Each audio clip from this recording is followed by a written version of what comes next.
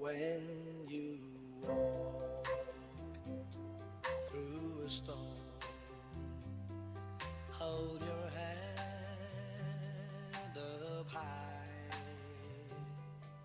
and don't be afraid of the dark. At the end of a storm, there's a golden sky and the sweet silver sound of love.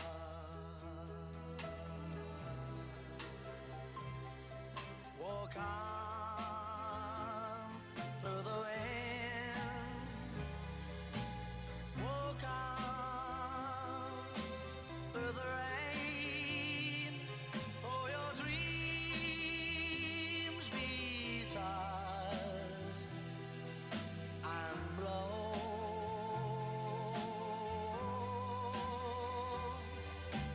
Walk on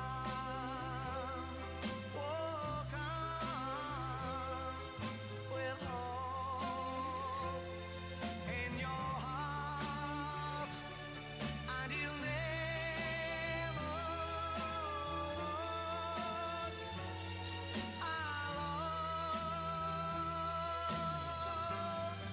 alone. You'll never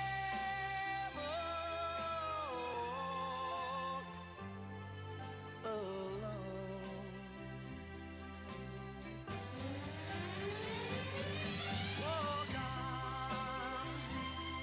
Walk on with hope in your heart, and you'll never.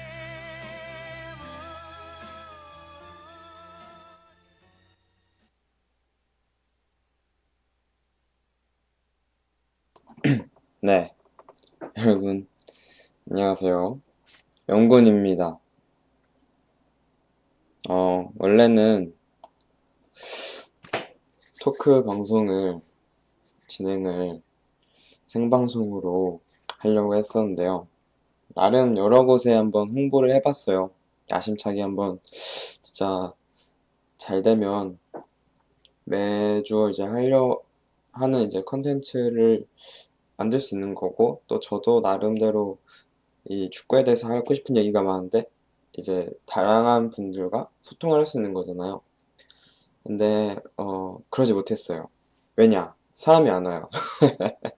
좀 씁쓸한데 왜인진 모르겠어요. 왜인진 모르겠는데 많이 안 오시더라고요. 어, 좀 안타깝다고 해야 될까요? 뭐 그냥 제가 많이 부족했다라고 봐야겠죠. 그래서 일단은 그래도 뭔가 그래도 내가 이렇게 하고 있는 사람이다라는 것을 좀 알려드리기 위해서 뭔가 이제 자료 영상이라도 있으면은 좀 홍보가 되지 않을까 싶어서 이렇게 찍어 봅니다. 녹화하는 거고요. 네. 아마 1시간, 1시간 반 정도 혼자 떠들 것 같은데 아마 풀 영상이랑 이제 한번 이제 파트별 영상이랑 또 그 핵심만 이제 딱 들어있는 영상 이렇게 분류돼서 나갈 것 같은데 네, 한번 들어주시고 뭘 들어도 좋으니까요. 뭐 들어주시고 마음에 든다면 한번 다음 주 일요일에도 한번 시도를 해볼 테니까요. 안 되면 뭐 다시 또 녹화하고요. 어쨌든 그런 시간을 가졌으면 좋겠습니다. 네. 네. 그럼 이제부터 토크 방송을 토크 영상? 네, 토크를 시작할 텐데요. 토크라기에는 좀 그런 게 나 혼자 주저리 떠드는 거라서 좀 그렇긴 한데 네, 한번 해볼게요. 자, 대망의 첫 번째 시간, 첫 번째 방송의 시작을 알리는 주제는 바로 이겁니다. 네. 선지와 웨스트 브로미치 알비온과의 경기, 리버풀 위주로 이제 얘기를 할 건데요. 네, 일단 뭐 그렇게 얘기를 하면서 기분이 좋을 것 같진 않아요. 이 얘기를 들으면서 기분이 좋지도 않고 뭐 아시는 분들은 아시겠지만 이게 얼마나 끔찍한 경기였는지는 모두가 다 리버풀 팬이라면 아실 거라고 생각을 합니다. 일단 뭐 처음부터 가볼게요. 스완지와의 경기는 1대 0으로 스완지 홈인 리버티 스타디움에서 1대 0으로 리버풀이 졌는데요. 좀 그랬어요. 제가 블로그에도 써놨지만 이번 시즌 최악의 경기다 라고 썼는데 일단 뭐 진 경기가 스완지까지 포함하면 리그에서만 3경기거든요. 그게 이제 맨시티, 토트넘이었는데 솔직히 맨시티전은 이제 마네 퇴장도 있었고 또 워낙 맨시티가 물이 오를 대로 올랐으니까 지금 솔직히 그 패배는 조금 뭐 어차피 졌을 것 같다라는 생각이 들어요. 마네 퇴장이 없었더라도 이미 선제골을 먹힌 상태였기 때문에 어 게다가 아직 뭐 그때 당시에는 살라가 그렇게 지금만큼 활약을 해주던 시기도 아니라서 그냥 약간 기대만 되는 선수 이런 선수였기 때문에 조금 그래도 뭐 마네가 있었어도 지지 않았을까라는 생각을 하고요. 뭐 축구에 만약이라는 건 없습니다만 어쨌든 그리고 토트넘과의 경기 같은 경우에도 일단 수비가 너무 특히 로브렌이 실수가 잦았기 때문에 그거에서 나온 실책이 바로 두 번의 실점으로 이어졌고 일단 그것 때문에 선수들의 이제 컨디션이라든지 사기라든지 동기부여가 떨어질 대로 떨어졌기 때문에 솔직히 그거는 네 그것도 그리고 토트넘 애초에 맨시티 토트넘은 강팀이고 최근 한 3시즌 2시즌 동안은 꾸준하게 챔피언스리그에 갔던 팀이기 때문에 물론 저번 시즌에 리버풀이 강팀 상대로는 거의 한 번도 안 졌잖아요. 그렇다고 해도 저는 조금 네 그랬어요.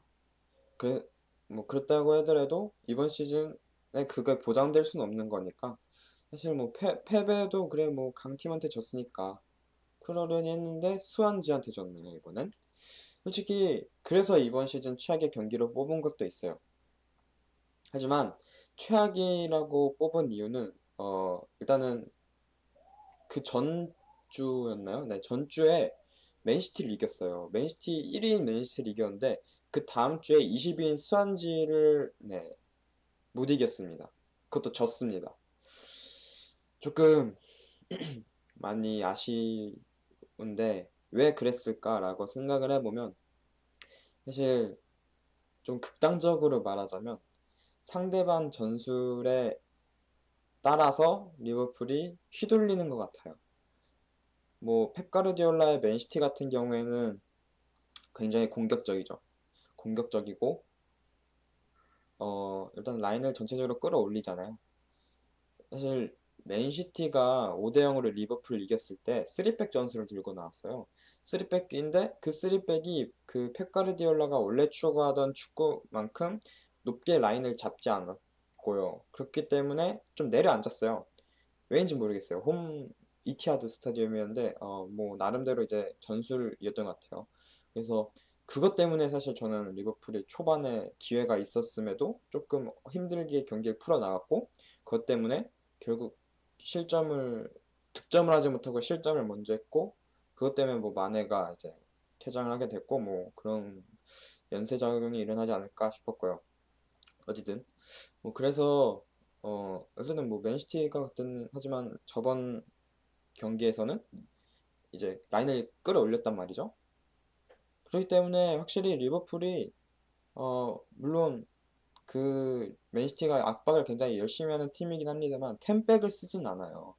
그렇기 때문에 어느 정도 공간이 굉장히 리버풀 선수들이 빠르기 때문에 공간이 많이 납니다. 타협반만 중앙에서 잘 해주면은 중앙에서 잘 해주고 그 앞에 세 선수, 쓰리톱 선수들에게 공이 잘 가기만 한다면 굉장히 선수들에게 공간이 많이 나거든요. 그리고 그 공간을 활용할 줄 아는 축구를 하는 것이 클럽의 축구예요. 그 빈 공간이 있을 때 아주 굉장히 폭발적인 축구를 보여주고 있고요. 하지만 스완지 같은 경우에는 텐백을 썼단 말이죠. 그러니까 흔히들 말하는 버스 축구인데, 음, 그 버스 축구 같은 경우에는 사실 거의 이제 스트라이커를 제외한 나머지 네, 골키퍼 포함해서 10명의 선수가 그 하프라인 기준으로 했을 때 본인 진영에 다 모였기 때문에 밀집이 되어 있어요. 공간이 그렇게 많이 나지가 않아요.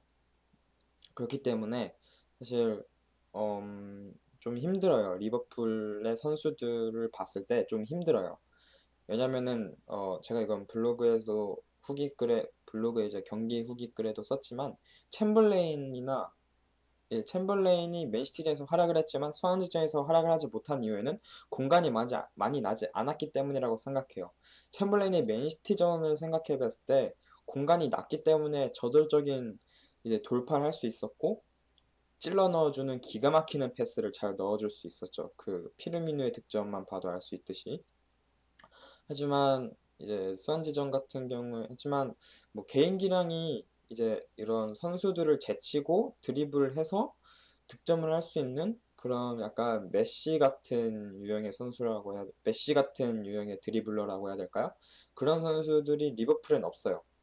챔ber레인은 그런 유형이 아니라서 사실 맨시티전에서는 공간이 났기 때문에 활약할 수 있었지만 서원지전에서는 공간이 별로 없었기 때문에 활약을 못했다라는 게 사실 저는 그게 맞는 얘기인 것 같고요.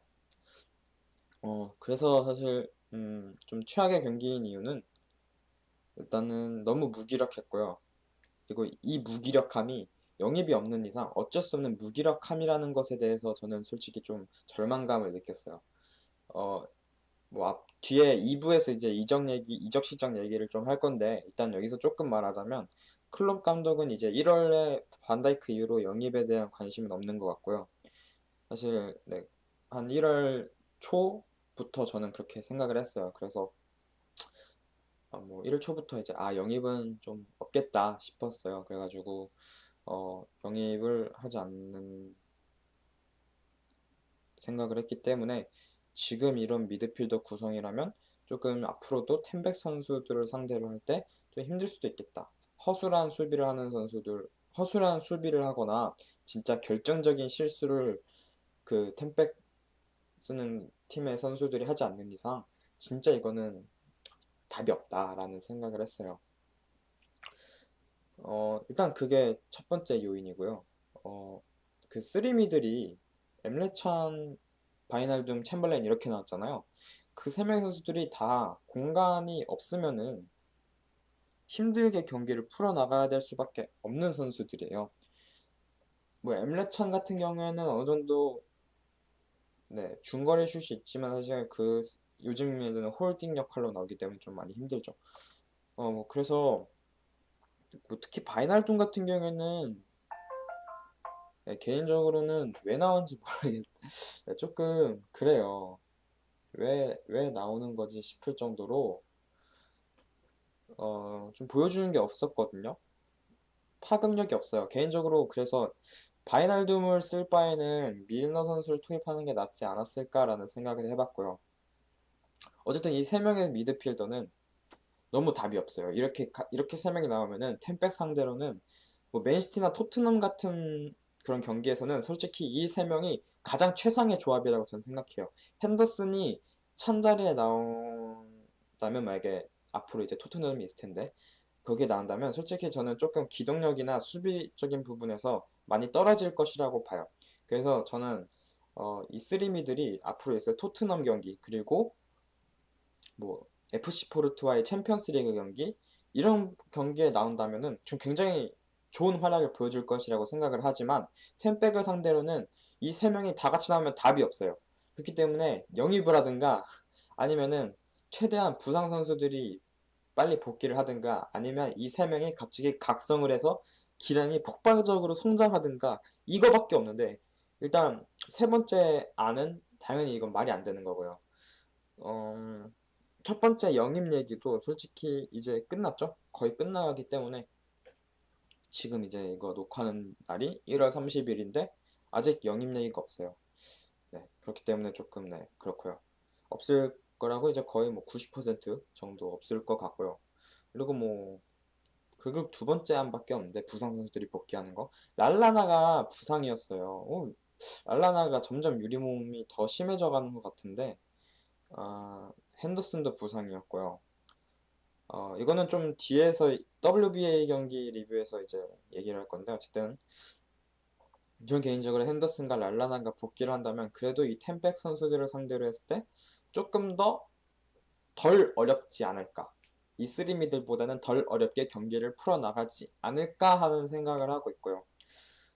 네, 그렇습니다. 일단 뭐 그래도 다행인 것은 앞에 공격 쪽에서 부상이 나오지 않아서 좀 다행인데 개인적으로 뭐 살라, 마네 보다는 피르미누 부상이면은 솔직히 좀 답이 없다고 봐요. 그거는 피르미누가 부상이면 네, 솔랑케, 윙스 이 정도인데 사실 뭐 솔랑케는 조금 이제 어리기도 하고 경험도 많이 없어서 많이 좀 나올 때마다 부족한 부분을 많이 드러냈고 윙스는 개인적으로 뭐 뒤에서 얘기를 할 테지만 그래도 쓸만한데 조금 그래요. 네, 많이 경기를 못 뛰었기 때문에 좀 그래서 어쨌든 뭐 근데 뭐 최근에는 이 쓰리톱이 큰 부상이 별로 없었잖아요. 최근에는 그래서 좀 다행인 것 같아요. 그런 부분에서는 쓰리톱이 유리몸이 아니다라는 사실에서는 좀 다행이라고 생각을 해요. 네. 그리고 뭐 두 번째 요인은 수비력 부분에 있어요. 반다이크를 영입을 했는데 실점 이유가 반다이크였어요. 네, 좀 그래요. 뭐 무조건 잘할 순 없겠죠. 네, 사람이니까 어떻게 뭐 잘하겠습니까? 하지만 근데 전 개인적으로 반다이크가 그 장면에서 이상한 부분으로 그걸 한 이유에는 네, 다른 뭐 이유가 있다고 봐요. 그러니까 뭔 소리냐면 다시 정리할게요. 반다이크의 헤딩이 코너킥 수비에서의 그 반다이크의 걷어내는 헤더가 수완지 선수의 발 밑으로 떨어졌어요. 그런 요인에는 저는 개인적으로 블로그에도 계속 블로그 얘기하는데 여기 서술을 했지만 그 이제 두 명의 선수 누군진 기억이 안 나는데 아마 바이날둠 챔벌레인이었던 걸로 기억을 하는데 그 두 명의 선수가 뛰면서 반다이크를 막고 있어요. 이, 이 무슨 말이 안 되거든요. 왜 자기 선수 뭐 같은 팀끼리 서로 막습니까? 왜? 공중 경합을 둘이서 하고 있어요. 그 세 명이서 하고 있어요. 서로. 이거는 솔직히 그것 때문에 반다이크가 좀 방해를 받았고 그것 때문에 좀 무게중심이라든지 그런 부분에서 쏠려가지고 잘못된 헤더가 나왔다고 전 솔직히 그렇게 생각을 해요. 뭐 일단 굉장히 클래식하다고 해야 될까요? 뭐 요즘 축구계에서는 자주 쓰고 있는 수비 이제 그 박스가 있으면 박스 에어리어라고 해야 되나요? 그 안에 있으면 이제 골대 앞에 작은 박스 있잖아요.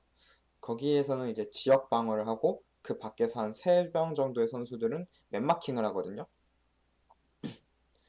근데 그 3명이서 공중 경험을 한다는 것은 그건 지역 방어를 하고 있었다고 볼 수가 없는 수비예요. 전 개인적으로 이거는 조금 최악의 수비였다고 생각을 해요. 이번 시즌 통틀어서 최악의 세트피스 수비가 아니었나 라는 생각을 해요. 이거는 솔직히 말이 안 돼요. 어떻게 그러죠? 지역 방어라는 개념 자체가 없다고라고밖에 볼 수가 없어요. 그 소리는 뭐냐면은 수비에 대한 훈련이 제대로 안 되어 있다라는 거라고밖에 볼 수가 없고 일단 뭐 코치진에 대해서는 조금 불만이 없진 않지만 그래도 굳이 코치진 탓을 하고 싶진 않으면서도 한쪽에서는 또 코치진이 더 있었으면 좋았을 텐데라는 생각을 하게 되고요. 네, 좀 그렇네요. 어쨌든 그거 말고도 사실 수비력적인 부분에서 마팁이 너무나 부진을 했어요. 태클이 성공한 게 거의 없거든요. 제가 기억하기엔. 거의 다 파울로 끊어내고, 네, 그랬거든요. 좀은 센터백이 그렇게 한다는 것은 조금 말이 안 돼요. 막 캉테나 뭐 나비케이타 같은 미드필더면 모르겠는데 센터백이 계속 파울로 공을 꺼낸다라는 것은 사실 태클적인 부분에 있어서 많이 부족했다라고밖에 볼 수가 없거든요. 태클 실력이. 뭐 상대가 뭐 진짜 월드 클래스급 아니면 진짜 크랙 유형 뭐 아자르나 메시나 뭐 좀 이제 스완지급에 맞추자면 웨스트햄의 란지니 같은 유형의 선수가 아닌 이상은 조금 그래요. 스완지에는 그런 유형의 선수가 없거든요. 있다고 하면 뭐 아이유 같은 정도인데 아이유가 스완지인가요? 조던 아이유가 스완지인 걸로 알고 있는데 안드레 아이유보다는 조금 떨어지죠. 네. 그렇기 때문에 전 좀 그래요. 마팁이 그런 부분에서 태클 미스를 했다는 것에 조금 화가 났고요. 그렇습니다. 뭐 수비력이 전체적으로 별로였어요. 특히 풀백으로 고메스가 나왔는데 오른쪽 풀백으로 너무 공격적인 부분에서 연계면 모르겠는데 크로스적인 부분에서는 너무 기회를 많이 날렸어요. 그래서 공격의 흐름을 끊는 데 있어서 고메즈가 너무 크게 관여를 하지 않았나 싶고요. 그래서 아놀드가 사실 크로스는 개인적으로 클라인이나 고메즈보다도 아놀드가 제일 크로스를 위협적이게 잘 올린다고 생각을 하거든요.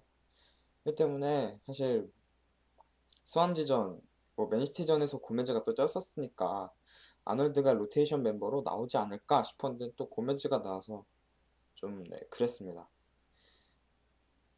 그랬고요. 그리고 뭐 마지막 요인을 꼽자면 기회를 너무 많이 날렸어요. 공격진에서. 좀 기회가 몇 번 있었거든요. 있었는데도 그거를 마무리 짓지 못했다는 거. 물론 몇 상황에서는 진짜 이거는 넣었으면 이런 걸 넣는 선수들은 월드 클래스급의 선수밖에 없다라는 생각이 들 정도의 어려운 기회도 있었지만 사실 저는 개인적으로 쉬운 기회도 몇 번 있었다고 생각을 해요. 하지만 그걸 마무리하지 못했다는 게 좀 많이 아쉬울 뿐이고 전에 이제 옛날에도 이런 얘기가 나왔지만 사실 수비만 탓할 게 아니에요. 작년 1월 달이었나요? 정말 리버풀이 이기지 못했잖아요. 그때도 이제 수비만 탓할 게 아니다. 기회를 살리지 못하는 공격 쪽에서도 비판의 목소리를 해줘야 한다라는 얘기를 했었는데, 네, 이번에도 그런 유형의 경기였다고 생각을 합니다. 뭐 그것도 있지만 사실 저는 경기 외적인 요인으로도 스완지 시티가 감독을 바꿨기 때문에라고 생각을 할 수도 있어요. 왜냐면 딱 보자마자 이제 한 5분 정도 처음에 경기를 보기 시작했을 때 처음에 경기를 본 5분 그 5분 사이에 전 알아챘어요. 아, 스완지 선수들이 열심히 뛰는구나. 이 미쳤구나. 왜냐면은 감독이 바뀌었어요. 원래 감독이 누구였죠? 기억이 안 나네. 클레멘테 감독이었나요? 그 감독이 경질되고 나서 누구였죠? 그 이제 선수가 직접 이제 플레잉 매니저라고 해야 되나요? 뭐 은퇴하는 선수인데 일단 임시 감독직에 앉혀놨단 말이죠. 스완지가. 그리고 그때 이제 리버풀이 경기했을 때 5대 0으로 리버풀이 이겼는데 그런 부분에서는 참 선수들이 동기부여적인 부분에서도 그냥 경기를 포기했구나라는 그런 생각이 많이 들었을 정도로 선수들의 플레이에 있어서 열이라든지 열정이라든지 그런 게 하나도 안 보였어요. 하지만 그게 이제 12월 경기였거든요. 12월 경기였어요. 근데 이제 한 달이 지났단 말이에요. 근데 아마 1월 총과 12월 말쯤에 이제 지금 감독인 카르발랄 감독인가요? 네, 그 감독을 선임한 걸로 알고 있어요. 이번 경기가 아마 리그 세 번째 경기였나 그랬던 걸로 기억하는데 솔직히 열심히 뛰더라고요.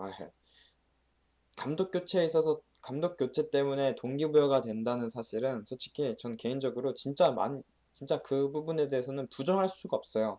왜냐면은 리버풀이 처음에 위르겐 클롭 감독을 데려왔을 때도 첫 경기가 토트넘과의 경기였었거든요.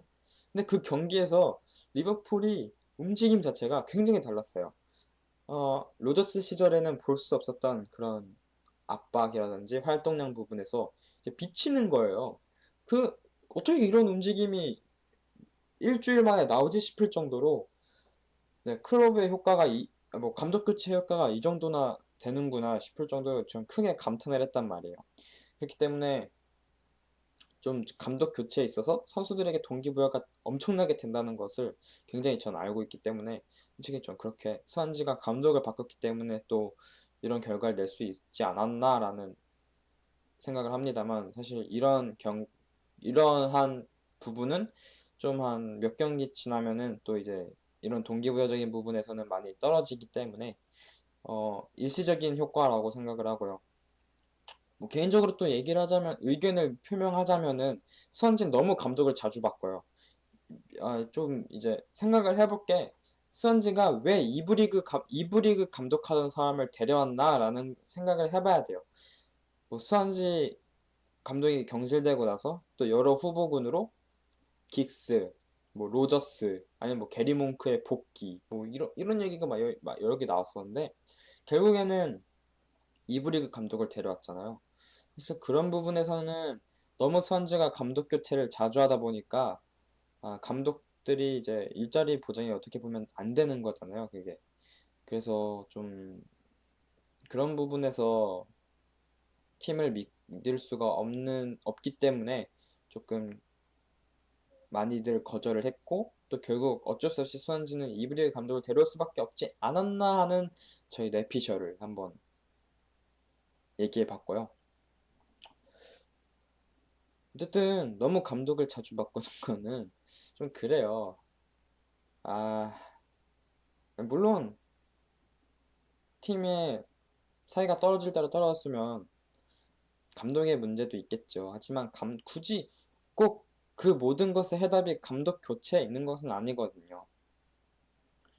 아, 뭐, 그건 뭐 구단들 나름이겠지만, 구단들 맘이겠지만, 개인적으로 제가 이런 부분에서는 조금 실망감이 큽니다.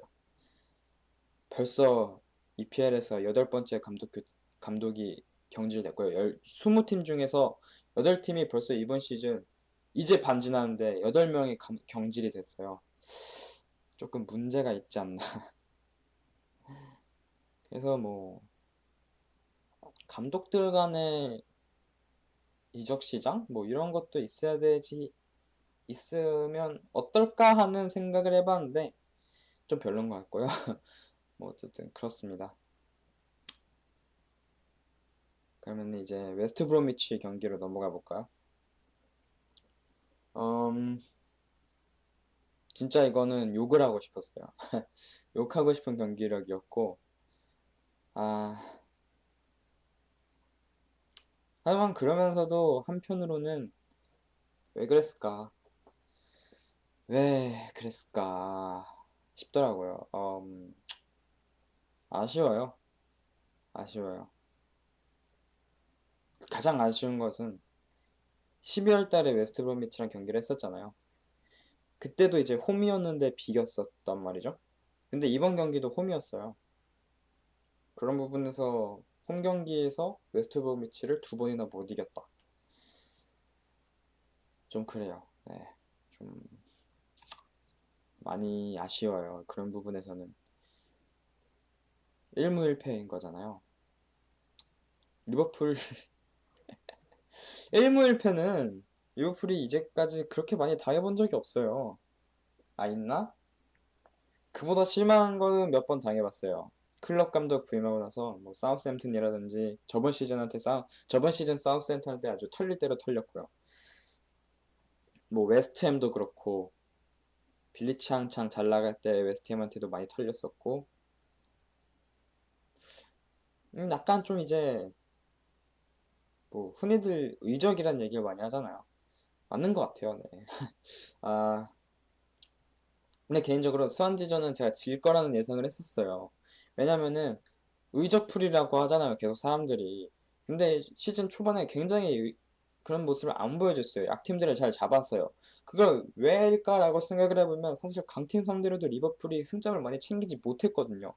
뭐 챙긴 게 있어야 나눠주든 말든 할 텐데 이 챙긴 게 없는데 어떻게 나눠줘요? 우리도 먹고 살기 바빠 죽겠는데. 하지만 이번에 맨시티를 이겼잖아요, 전주에. 그러니까 3점을 챙겼으니까 아 혹시 수완지한테 바로 3점을 넘겨주진 않겠지라고 생각을 했는데 바로 넘겨줬어요. 그걸 보고서 아 미치 아유 네, 어우 이건 어우 야 뭐 진짠가 이런 생각이 들 정도로 네 그랬고요. 근데 그래서 전 개인적으로 웨스트 브로미치는 이길 거라고 생각을 했어요. 무난하게 이길 것이다. 아니면 지더라도 로테이션은 확실히 돌리고 지겠지. 근데 이게 뭐람 베스트 11이었어요. 거의 베스트 11이었거든요. 근데 졌어요. 3대2로 3실점을 했어요. 무려 3실점. 미친 거예요, 이거는. 솔직히 저는 수원지전 경기 보고서 아 이거보다 그래도 더 심한 경기는 그래도 이제 안 나오겠지. 액땜한 거다라고 생각을 했는데 아 더 심한 경기가 나올 줄은 몰랐어요. 더 심해요, 이건. 진짜 제가 욕을 웬만하면 블로그에 안 써요. 아니, 웬만하면 그냥 안 써요. 해도 그냥 제 실제로 그냥 제가 글 쓰면서 그냥 하거든요. 에이 에라이 놈들아 뭐 이러면서. 근데 개인적으로 진짜 블로그에 너무 욕을 쓰고 싶었어요. 근데 그래도 제 신념이라든지 뭐 이런 건 지켜야 될 것 같아서 안 썼는데 아 왜 그랬을까? 왜 이렇게 못했을까 수비를? 전 개인적으로 근데 이것도 수완지전이랑 비슷해요. 너무 기회를 못 살렸어요 리버풀이 특히 네 일단은 뭐 순서대로 얘기를 해볼게요. 정리를 이제 차근차근 해야 되니까 첫 번째로는 공격 기회를 또 못 살렸어요. 가장 중요했던 것은 PK인데 PK를 못 넣었잖아요. 피르미누가. 아, 그거가 좀 컸어요. 사실 지난 챔피언스 리그에서 세비야 경기에서 PK 얻었는데 피르미누가 못 넣어서 비겼잖아요. 만약에 그걸 넣었으면은 그건데 이제 이기는 건데 이기고 5차전에서 바로 16강 1위 진출 확정 지어서 편안하게 가는 건데 못 넣었잖아요 피르미누가 사실 한 골 차 때문에 그런 중요한 결과를 내지 못한 거거든요. 이번에도 근데 한 골 차 때문에 졌잖아요. PK를 놓치는 것에 대한 나비 효과가 저는 굉장히 크다고 봐요. 특히 리버풀한테는. 그래서 어, 좀 그래요. PK 데드볼 스페셜리스트가 없어요. 쿠티뉴가 나가면서 뭐 공좀 창단한 애들이 없어요. 프리킥이라든지 코너킥이라든지 PK라든지 사실 뭐 PK는 쿠티뉴가 그렇게 잘 차는 아니었습니다만 없어요. 그냥 이렇게 뭔가 영입은 하는데 부족한 부분을 채워줄 만한 선수라고는 생각이 안 드는 영입밖에 없거든요. 지금 리버풀은. 그러니까 어, 이제까지 클럽이 보여준 이적 시장에서 보여준 것은 진짜 그 빌프렐레 감독인가요? 그 한때 이제 대한민국 감독이었던 그 유명한 짤 있잖아요. 현재 리버풀 상황을 대변하는 유명한 짤. 그때 감독이 인터뷰했던 짤인데 우리가 3골 먹으면 4골을 넣으면 되지 않느냐. 그런 생각으로 지금 약점 보완할 생각은 안 하고 공격 이점만 강화를 하고 있어요. 장점만. 그런 행보를 보여주고 있거든요. 지금 그나마 이제 반다이크가 그런 약점을 보완해 줄 수 있는 영입이었는데 예. 약점을 보완하고 강점을 또 낮춰버리면은 한숨만 나옵니다. 어쨌든 뭐 그때도 사실 라인업부터가 이해가 안 되는 라인업이었어요. 하지만 뭐 나중에 이제 아 어쩔 수 없었구나라는 생각이 들긴 했지만 뭐 그래요. 3톱은 그렇다 그럴 수 있어요. 하지만 미드필더는 수원지전에서 수원지전에서 뭘 했는지 봤으면은 그런 미드필더가 나왔으면 안 돼요. 또 또 또 날둠찬 챔벌레인이었거든요. 그럼 나오면 안 되는 조합이에요. 이런 팀 상대로는 좀 이해가 안 되는 라인업이었는데 개인적으로 랄라나가 나오지 않을까라는 생각을 했는데 랄라나가 또 부상이었대요. 아이 부상 좀 진짜 너무 유리해요. 유리가 너무 많아요. 핸더슨도 유리고 랄라나도 유리고 특히 리버풀에 있는 잉글랜드 선수들 유리가 많은 것 같아요. 뭐 그나마 클라인이 철광왕이었는데 강화 유리가 돼버려서 지금 아, 몇 개월째 쉬고 있죠? 네, 어쨌든 아직 이번 시즌 경기를 한 경기도 못 치렀고요. 잉스도 그렇고요. 조고메즈도 시즌 아웃 당했었고요. 당한 전적이 있고요. 이러다 아놀드도 다 그렇게 되는 것이 아닌지 불안합니다. 네, 그렇게 되지 않았으면 좋겠어요. 뭐 어쨌든 좀 또 얘기를 해보자면 그리고 뭐 미뇰레 골키퍼가 나왔고요. 솔직히 제가 불만적인 미드필더 말고는 불만이 없었어요. 왜냐하면 베스트 11에 가까운 전력이었거든요. 그래서 그런 걸 보고서 그러면은 무난하게 그냥 빨리 잡고 이렇게 편안하게 가려고 하는구나 했는데 편안하게 못 가더라고요. 그래요. 뭐 초반에는 편하게 갔어요. 왜냐? 피르미노가 선제골을 넣었거든요. 그거 보고서 그래 뭐 이제 예상대로 했는데 수비가 너무 허술했어요.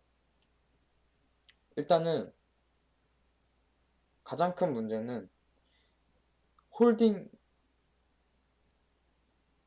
기량이 너무 홀딩 기량이 없다. 찬이 잘해주고 있긴, 찬이 그나마 메꿔주고 있긴 하지만 메꿔주고 있는 정도예요. 그러니까 뭐라 해야 되지? 만약에 구멍이 뚫렸어요.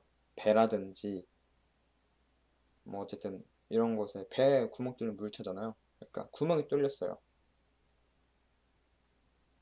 그러려면 이제 그 수리를 해야 되잖아요. 뭐 뭘 덧대든 뭘 덧대서 막든 아니면은 뭐 이렇게 갈아 끼든 판을 아예 갈아 끼든 이렇게 해야 되는데 찬을 그 자리에 놓는다는 것은 그냥 테이프로 띡 막는 거예요. 그러니까 예방 예방 차원에서 놓는 거라고 해야 될까요?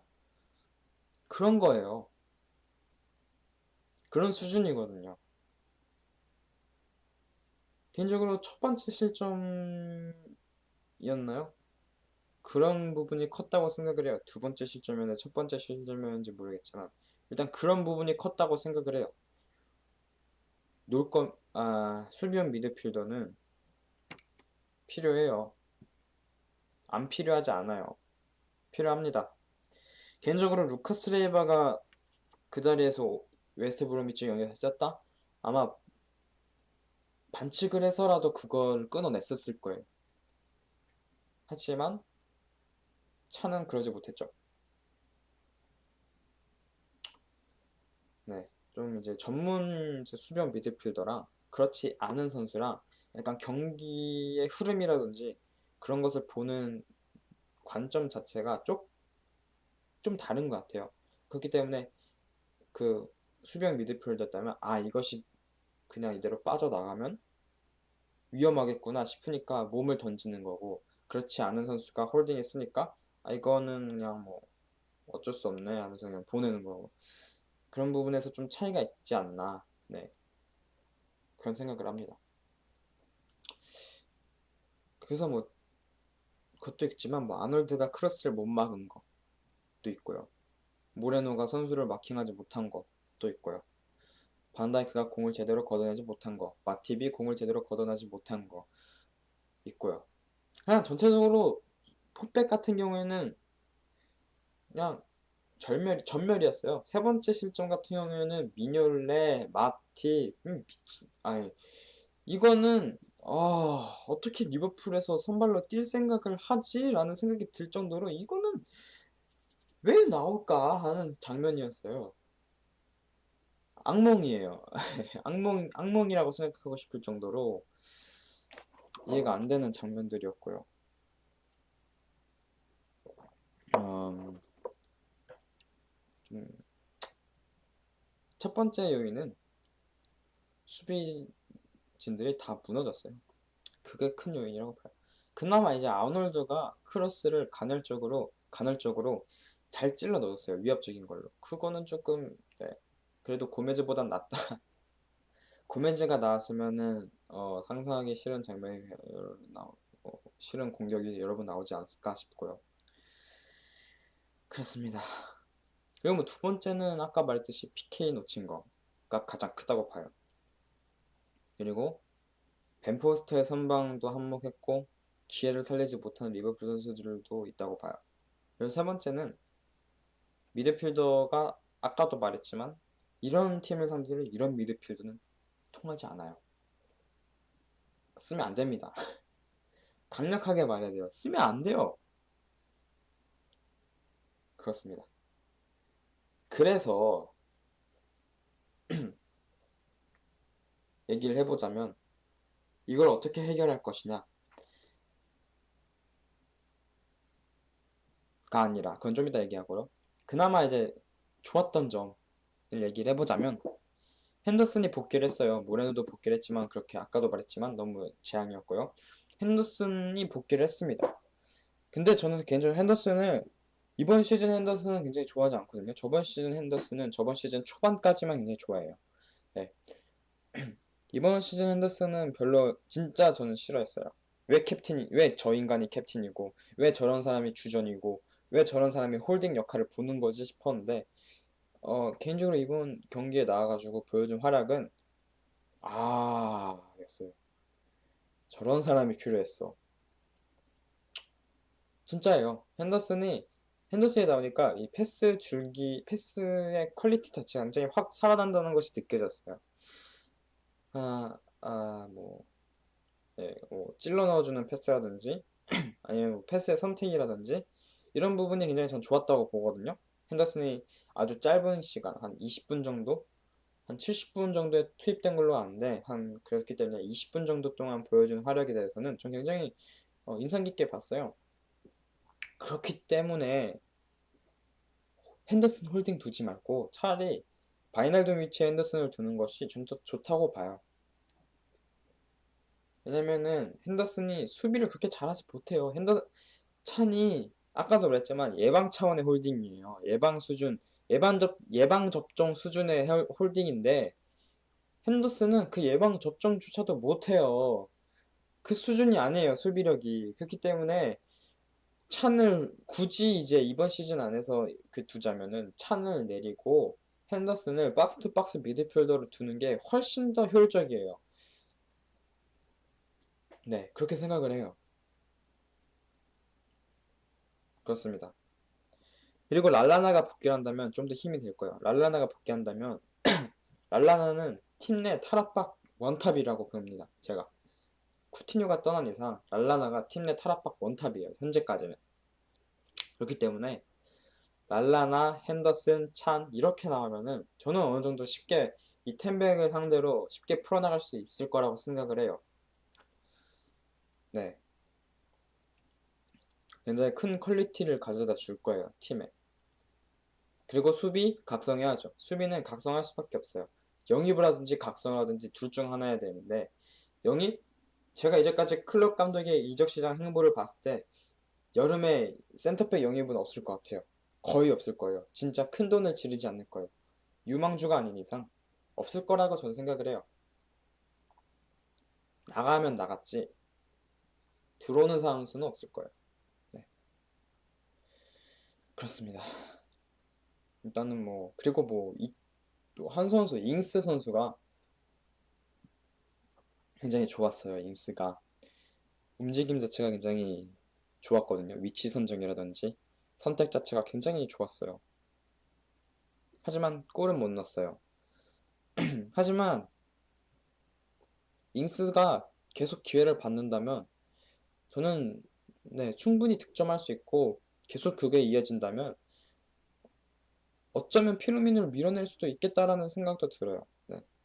뭐 잉스가 피르미누만큼의 이제 그런 압박이라고 해야 될까요? 그런 부분이 뭔가 수비 가담적인 부분에서 잉스가 피르미노만큼의 활약을 해줄 수는 없지만 공격적인 부분에서 잉스가 움직임 자체가 나쁘지 않다라고 생각을 하거든요. 이번에 웨스트브로미치전에서 보여준 것도 그렇고요. 그리고 지난 스완지전에서 보여줬던 움직임 자체도 네, 좀 마음에 들었어요. 잉스가 항상 나올 때마다 움직임 자체는 마음에 들어요. 그리고 잉스가 진짜 큰 부상 당하기 전에 로저스 시절에 골을 꽤 많이 넣었어요. 그래도 10월 달에 부상당했거든요.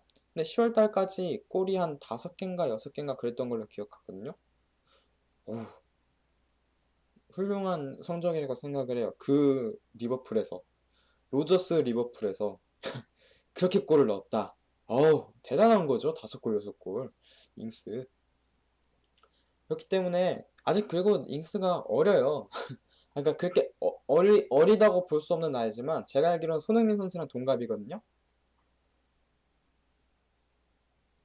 손흥민 선수랑 동갑 아니면 좀 어릴 거예요. 늙진 않았어요. 그렇기 때문에 잉스가 부상에 큰 여파가 없어 보여요. 그렇기 때문에 경기력적인 부분이지 부상 때문에 불편해한다든가 그런 건 안 보여요. 안 보여요. 그러니까 잉스에게 좀 더 기회가 주어진다면 네, 저는 훌륭한 활약을 보여주지 않을까. 그렇기 때문에 고디스트 허더즈필드전에서는 잉스의 선발을 조심스럽게 예상해 봅니다. 네.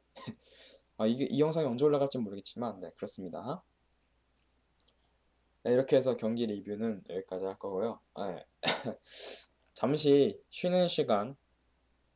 뭐 이거 녹화 방송인데 뭐 쉬는 시간 뭐 어쩌고저쩌고 네, 뭐 어쨌든 쭉 이어가기 때문에 할게요. 노래 하나 간단하게 듣겠습니다. Dollar, money, money, and bought before you know. But we sold Coutinho. But that don't matter though, actually, cause we got Salah. Money, money, da-da-da-da-da-da. And bought before you know. But we sold Coutinho. But that don't matter though, actually, cause we got Salah. This sounds worse than this cup. Money, money, Your performance is worse than for years. before me, no. You don't know you're still 15 points behind. Coutinho. But that don't matter though, actually, cause we got Salah. Money, money, da-da-da-da-da. And Bobby Firmino. But we sold Coutinho. But that don't matter though, actually, cause we got Salah. So that's my time. 네. 노래 듣고 오셨습니다. 네, 이렇게 1부가 끝이 났고요. 2부. 쿠티뉴 대체자는 누구? 라는 주제로 들고 와봤습니다. 얘기가 많아요. 쿠티뉴가 팔리고 나서 굉장히 자금력? 돈이 많아졌어요, 리버풀이. 아무리 반다이크를 1,000억에 사왔다 하더라도 쿠티뉴를 2,000억에 팔았는데, 네. 많을 수밖에 없거든요. 네, 일단 뭐 얘기를 계속 해보겠습니다. 이적 시장에 대한 얘기예요. 네. 저는 네, 뭐 쿠티뉴 대체자를 일단 1월 달에는 처음에는 쿠티뉴를 팔았을 때 뭐 쿠티뉴에 대한 개인적인 그런 사건이라든지 얘기는 뭐 주제 안 맞으니까 하지 않겠습니다. 쿠티뉴를 팔았을 때 그래도 대체자를 1월에 과연 영입할 것인가를 생각했을 때 저는 한 70, 80 이 정도로 봤어요. 왜냐면 적은 금액이 간 게 아니잖아요. 굉장히 큰 금액이 갔기 때문에 뭐 오버페이를 해서라도 누군가 데려오지 않을까라는 생각을 했어요. 그리고 FSG 뭐 사실 이적 시장을 주도하는 것은 클럽입니다만 FSG가 뭐 생각 없이 팔지는 않았겠지라는 생각을 했어요. 행동하는 것은 FSG이기 때문에 구상하는 건 클럽이고요. 결정하고 구상하는 건 클럽이고요. 네. 근데 한 쿠티뉴가 풀리고 나서 한 일주일 정도 지나고 나서는 거의 이제 저는 접었어요, 생각을. 1월 영입은 더 이상 없겠구나. 그냥 왜냐면 분위기가 그랬어요, 분위기가 뭔가 움직이는 그런 게 안 보였어요. 그러니까 구체적인 얘기라든지 기사라든지 이런 게 안 나왔거든요. 네. 전 트위터를 해요. 트위터를 제가 직접 글을 쓰는 건 아니고요. 트위터에서 이제 여러 기자들을 팔로우해가지고 소식을 접해요. 근데 네, 얘기가 별로 없어요. 얘기가 별로 없었고 얘기가 아까 없었던 건 아니에요. 당연히 쿠티뉴가 팔렸는데 당연히 돈이 많으니까 여러 군데에서 막 찌라시를 내요. 막 마레즈, 르마, 뭐 더 나가서 뭐 이상한 뭐, 네, 뭐 여러 선수들 다 나와요. 뭐 브란트, 오바메양, 뭐 퓰리시치, 뭐 다양한 가능성을 열어두고 기자들이 뇌피셜을 씁니다. 하지만 그 이제 흔히들 공신력 3대장, 그러니까 믿을 수 있는 정확한 소스를 가지고 글을 쓰는 3대장 분들이 계셔요. 이제 그 세면의 기자분들은 구체적인 얘기가 없었거든요. 뭐 이렇다 할 얘기가 없었어요. 그렇기 때문에 저는 그걸 보고서 1월 영입에 대해서는 한 3, 40% 정도로 예상을 했고요. 지금은 뭐 이제 거의 한 10%대도 안 돼요. 네, 예상한 것에 대해서. 그렇기 때문에 아, 아쉽다고 해야 될까요? 근데 개인적으로 저는 1월에 계속 생각을 했는데 1월에 굳이 영입을 해야 되나라는 생각은 해요. 왜냐면 충분히 저는 쿠티뉴 공백 쿠티뉴 공백 저는 솔직히 이거 메꿀 수 있다고 생각해요. 지금 선수단으로. 클럽도 이 얘기를 했어요. 메꿀 수 있다. 지금 선수단으로도. 저는 개인적으로 그렇게 생각해요. 저도 메꿀 수 있어요. 이, 이 스쿼드로 저는 챔피언스 리그 갈 수 있다고 봐요. 하지만 이건 스쿼드로만 따졌을 때 얘기해요. 아까 뭐 일부에서 스완지, 웨스트브로미치 이런 이상한 실수를 나오면 저는 개인적으로 실력으로 챔스를 이 실력을 계속 보여주는데 챔스를 갔다? 저는 굉장히 부끄러울 거예요. 부끄럽고 다른 팀들한테 미안할 거예요. 하지만 멤버로만 봤을 때 저는 개인적으로 이거 메꿀 수 있다라고 생각을 해요. 스완지전 패배, 웨스트브로미치전 패배 저는 이건 쿠티뉴가 없었기 때문이라고 절대 생각하지 않아요. 쿠티뉴가 있었어도 똑같았을 겁니다. 왜냐? 우리가 필요한 건 우리가 그 상황에서 필요했던 건 쿠티뉴 같은 선수가 아니거든요. 쿠티뉴가 있었어도 졌을 거예요. 질 경기 졌을 거고 비길 경기 비겼을 겁니다. 물론 두 경기 다 졌습니다만 네. 어쨌든 네 그렇게 생각을 해요. 저는 쿠티뉴가 있었어도 졌을 거예요. 그렇기 때문에 전 메꿀 수 있다고 생각을 해요. 개인적으로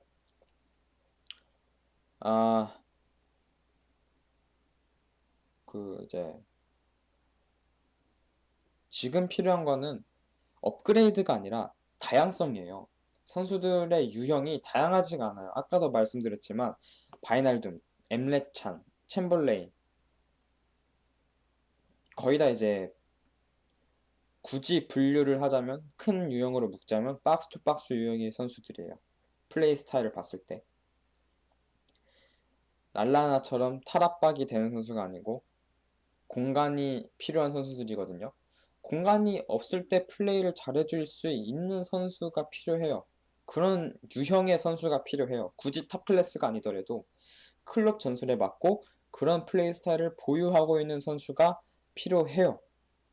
네, 그게 답이에요. 저는 클럽 전술에 맞으면 저는 클럽 전술에 맞는 그런 선수가 리버풀에 온다? 전 개인적으로 10백 무조건 뚫을 수 있다고 봅니다. 무조건까지는 네, 좀 과장을 했는데 무조건까지는 아니더라도 굉장히 쉽게 풀어나갈 수 있을 거라고 생각해요. 경기를. 그런 선수가 있다면 자 보세요. 첼시에 누가 있습니까? 아자르가 있어요. 맨시티에 사네, 뭐 스털링 이런 선수들 뭐 있죠. 그리고 맨유는 마샬이 있어요. 마샬도 있고 뭐 최근에는 링가드도 좀 잘하는 것 같더라고요. 그리고 네, 뭐 토트넘은 손흥민 선수가 그나마 이제 탈압박이라든지 이런 거를 좀 잘하는 것 같고요. 델리 알리도 있고요. 요즘은 좀 부진하지만. 그리고 또 뭐 토트넘은 또 이제 루카스 모우라도 영입을 하기 때문에 아직 오피셜은 안 떴습니다만 거의 90%라고 봅니다. 뭐 루카스 모우라도 그런 유형의 선수고요. 뭐 아스날 같은 경우에도 네, 이적을 했죠. 뭐 맨유에 산체스 마샬이 있고요. 아스날 같은 경우에는 외질 선수 밖에 없네요. 네, 그렇군요. 아스날은 좀 힘들겠군요. 네, 어쨌든 뭐 그런 크랙 유형의 선수가 있단 말이에요. 첼시 뭐 탑 6를 봤을 때. 근데 지금 아스날이 산체스를 팔았잖아요. 아스날 좀 힘들 거예요. 템백 상대로 이제. 하지만 거긴 지루가 있잖아요. 지루가. 부상이긴 하지만 지금 복귀한 걸로 알고 있는데 지루가 있잖아요. 어쨌든 잘 할 겁니다. 아스날도 아스날 나름대로 뭐 잘하겠죠. 근데 뭐 지금 크랙 얘기하고 있는 거니까. 뭐 어쨌든 탈압박을 할 수 있는 선수가 리버풀엔 없어요. 랄라나 말고는. 하지만 랄라나는 유리몸이에요. 너무 부상을 잘 당하죠. 그렇기 때문에 저는 랄라나 유형의 선수를 더 데려야 된다고 봐요. 그 선수가 쿠티뉴의 대체자가 될 수 있을 겁니다. 굳이 뭐 르마 그 비싼 가격 9천만 유로던가요? 9천만 파운드던가요? 그거 주고 데려올 필요 없어요. 많은 분들이 월드컵 시기니까 이제 월드컵 때 가격표가 올라갈 것이다 이러는데 르마가 월드컵에서 잘할 거란 보장도 없고 지금 실력으로 봤을 때 월드컵 엔트리에 들어갈지도 모르겠어요. 르마가. 그렇기 때문에 네, 굳이 르마를 영입하고 싶은데 걱정할 필요는 없어요. 네, 그렇습니다. 그래서 저는 개인적으로 르마보다는 지금 뭐 후보로 거론되고 있는 퓰리시치가 훨씬 더 나아 보여요. 탈압박적인 부분에서는 퓰리시치가 좀 더 좋아 보이거든요. 퓰리시치를 잘 아는 건 아닙니다만 그래도 확실히 더 좋아 보여요. 르마보다는. 네, 그리고 퓰리시치에 대한 얘기는 좀 더 나중에 하고요. 또 얘기를 해보자면 랄라나 같은 유형의 선수 미드필더를 영입을 했으면 좋겠는데 전 개인적으로 세바요스가 대표적이라고 봐요. 다니 세바요스. 지금 레알과의 불화가 있고요. 스페인이다 보니까 바이아웃이 있을 거예요. 무조건. 하지만 얼마인지 모르겠고요. 하지만 레알 마드리드가 그냥 놔줄 거라는 생각은 안 해요. 아무리 안 쓰더라도 세바요스 아직 어린 선수고요. 하지만 탈압박적인 부분에서는 저는 그 딴 거 다 제쳐두고 탈압박 뭐 드리블 이 실력으로만 봤을 때 저는 다니 세바스는 월드 클래스의 정점에 이미 선 선수라고 생각을 해요. 플레이를 하는 걸 보면은 미치거든요. 다니 세바스가. 이건 좋은 뜻으로 미친다는 거니까 한번 이건 써보겠습니다. 진짜 잘해요. 드리블이 네 아주 훌륭합니다.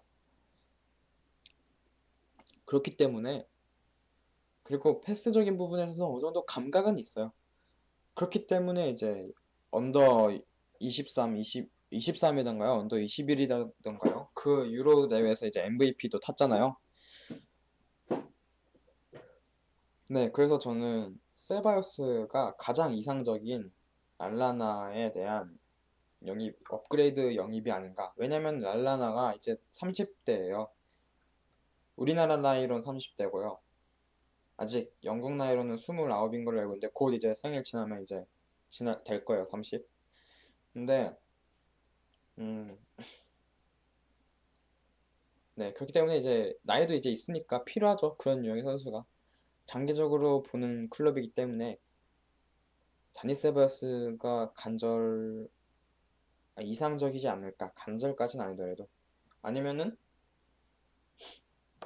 아니, 뭐, 나비케이타 선수가 오긴 합니다만, 네. 어쨌든, 엠레찬이 거의 이제, 유벤투스로, 유벤투스는 어디든 자유계약으로 가는 것이 거의 이제 확정적이기 때문에, 어쨌든 미드필더 한 명을 더 데려와야 된다고 생각을 해요. 왜냐면, 물론 이건 봐야 되겠지만, 챔피언스 리그에 나갈 경우, 아니요, 챔피언스 리그에 안 나가더라도 지금으로 본다면 그래도 유로판 나갈 거예요. 그렇기 때문에 해야 돼요. 네. 선수를 영입해야 됩니다. 그런 유형의 미드필더를 또 한 명, 두 명 정도 더 영입해야 돼요. 네. 고레츠카 아쉽긴 한데 미넨 같잖아요. 아쉽긴 한데 그건 그 선수는 찬 대체자라고 생각을 했어요.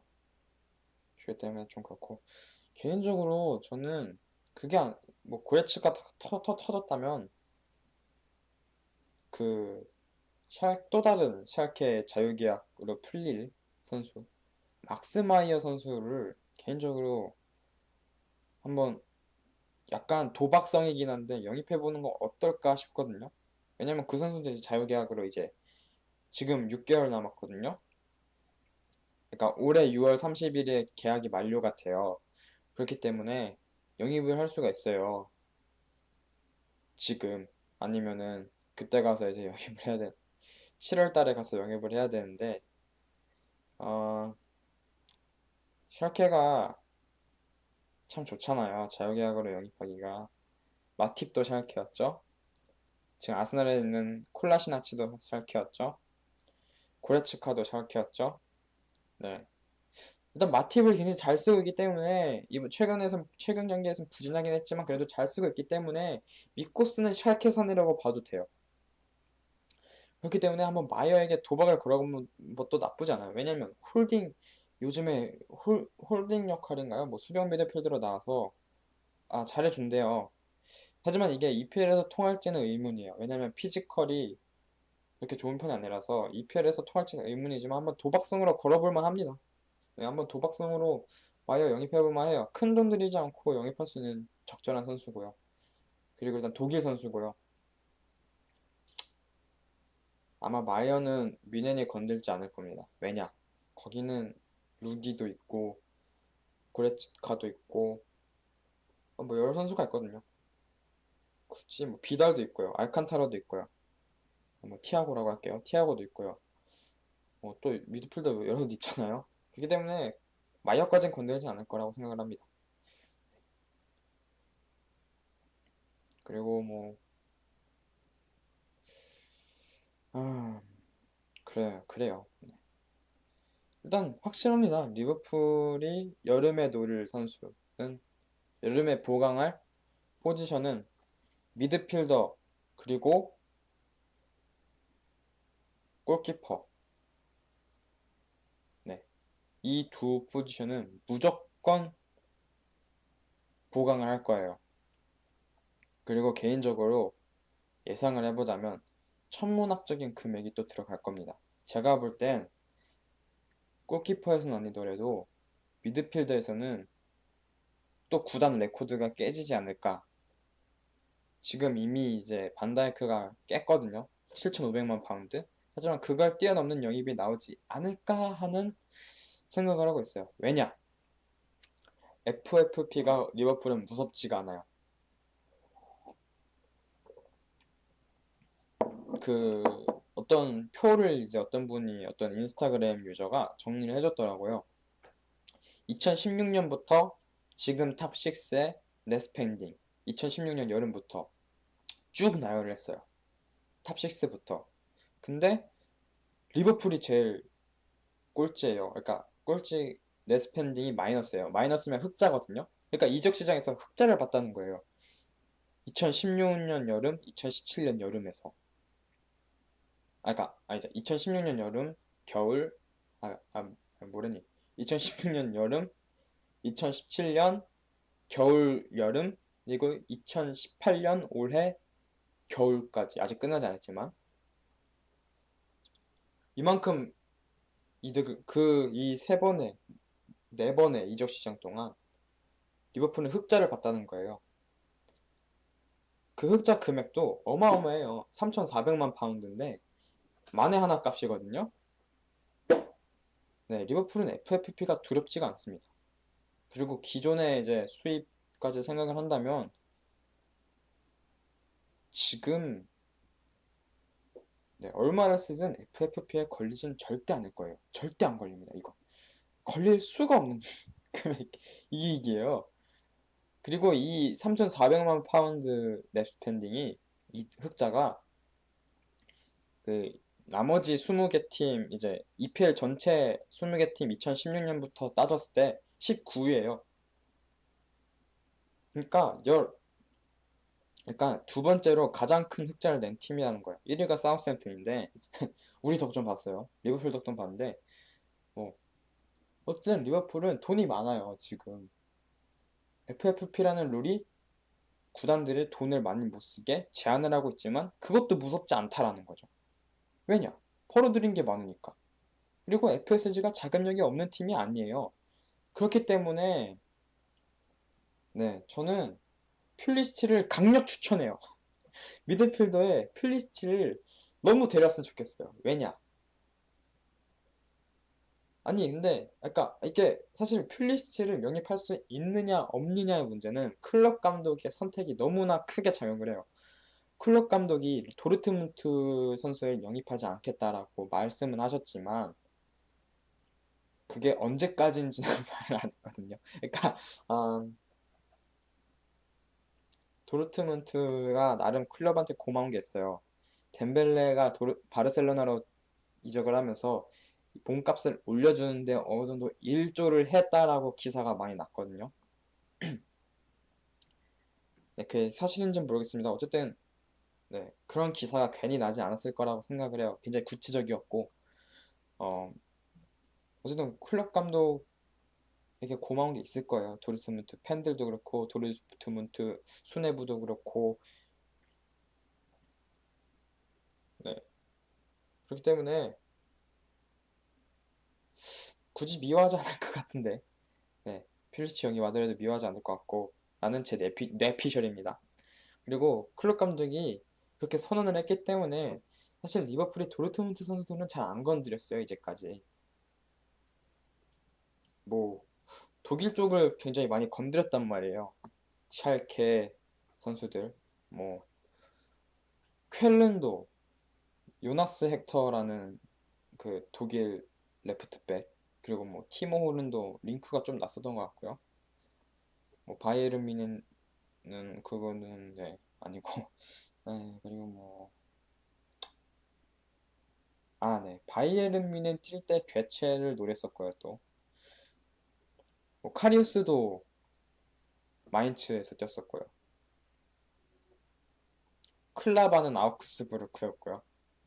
그리고 브란트, 카이 하버츠, 레버쿠젠이고요. 거의 이제 대부분 이제 주로 이제 독일 쪽을 많이 노렸단 말이에요.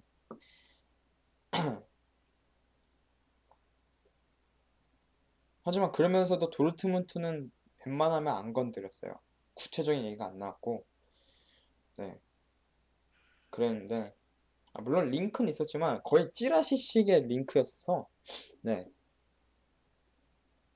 그랬는데 솔직히 퓰리시치는 노려볼 만한, 클럽이 퓰리시치는 그래도 영입을 하고 싶다라고 FSG에 얘기만 하면은 전력을 다해 영입하려 할걸요. 이거는 거의 확실하다고 저는 생각을 해요. 왜냐? 퓰리시치는 미국 선수거든요. 그래서 답이 나오죠. 댐프시, 팀 하워드 이후로 미국에는 스타 선수가 없어요. 스타 선수가 없어요. 일단 댐프시, 하워드 둘 다 늙었어요. 이제 30대고 특히 하워드는 은퇴를 했나요? 네, 거의 이제 은퇴를 바라본 나이이기 때문에 아직 안 했다면. 그런데 플리시치라는 갑자기 신성이 나타난 거예요. 아야, 플리시치라는 어마어마한 스타 선수가 미국에서 나온 거죠.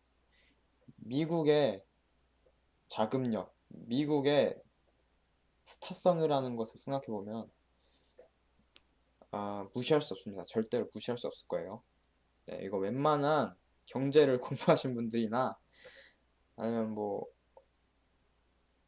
해외 이제 해외 경제 이런 거, 국제 정치 이런 거에 관심 있으신 분들은 절대 미국이 절대 미국의 영향력이 적지 않다라는 것을 알 수 있을 거예요. 미국이 스타라고 생각을 한다라는 것은 진짜 엄청난다는 것도 알고 계실 거고요.